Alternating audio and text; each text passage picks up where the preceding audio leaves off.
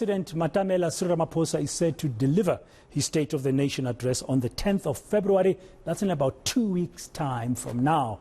Job creation is expected to feature prominently as he lays out the grand schemes and goals for the country this year. South Africans are still grappling with a deteriorated economy exacerbated by the ongoing coronavirus pandemic. Many believe the localization of some sectors, including manufacturing, could be key. Let's get the view now of the acting CEO of Proudly South African, Happy Ngidi, joining us now virtually. Ms. Ngidi, good afternoon. Thank you very much for your time. Yourselves as Proudly SA want the President to make job creation the core, the nub of his State of the Nation address. Why? Because we believe, Braden, that by virtue of the fact that unemployment is what leads poverty and inequality, leading in turn to events such as what we saw last year that unfolded right before our eyes when, we saw the country turning into turmoil when tensions ran over between the haves and the have-nots. So therefore, it is, with that background where we are asking and pleading with the President that as he prepares his upcoming speech, we would like to encourage him to advocate again for localization as a national economic imperative for reigniting the economy growth of the country. Localization, just unpack that again, just remind us what we want. More local investments, for example, in the manufacturing sector, so that we can create jobs locally.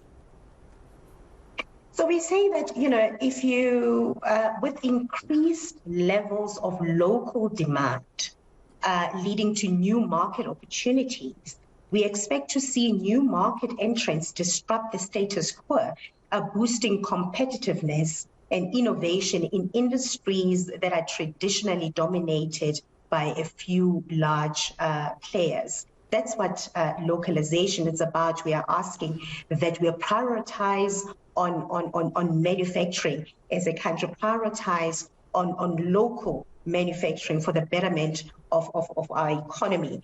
And to even start to begin to deal with that myth where locally made and locally manufactured products are either seen by South Africans, or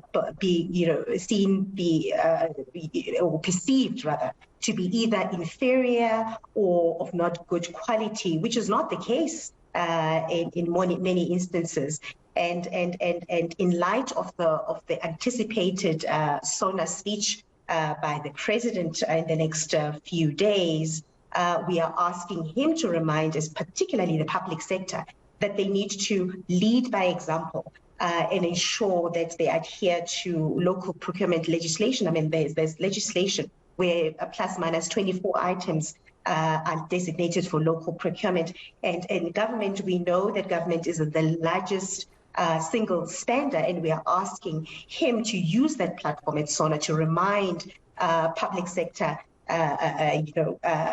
employees what they're obligated to do in light of those designated items, but also, to then speak to the private sector, and with the private sector, you can't enforce, local procurement, but with the voice of Proudly South African and his voice at the platform, at the SONA platform, he can encourage and remind the private sector to also walk the talk and do the right thing, but also consumers, because ultimately all of us, when all is said and done, whether in the public sector, private sector, we are all consumers, and that speech we are hoping that will put a highlight into the reality that all of us as South Africans can consume locally manufactured products on a daily, for that matter.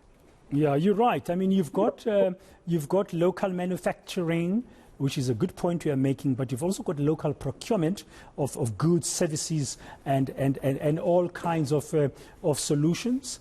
And then you've got the issue of us as consumers. sorry, my technical director is in my ear currently. Sorry, I just lost my train of thought there.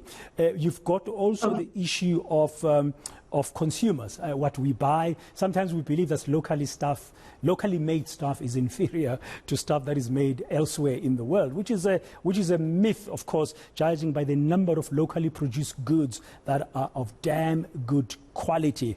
So is it only manufacturing, just before we conclude, Happy, is it only manufacturing that you at Proudly South Africa are honing in, that you expect the president to use it?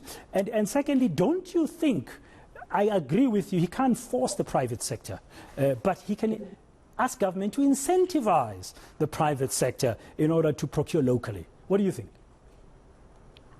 So to tackle the first part of your question is that, the highlight is on, we're zooming into manufacturing specifically because it is labor intensive. That's where many jobs are created or could be created and also sustained, but there's many other industries as well that are just as labor intensive and whose value chain and, contribute immensely to the economy of the country, even prior to even begin to deal with the tragedy that the pandemic has caused. I mean, even prior to that, we know that the economy was in trouble.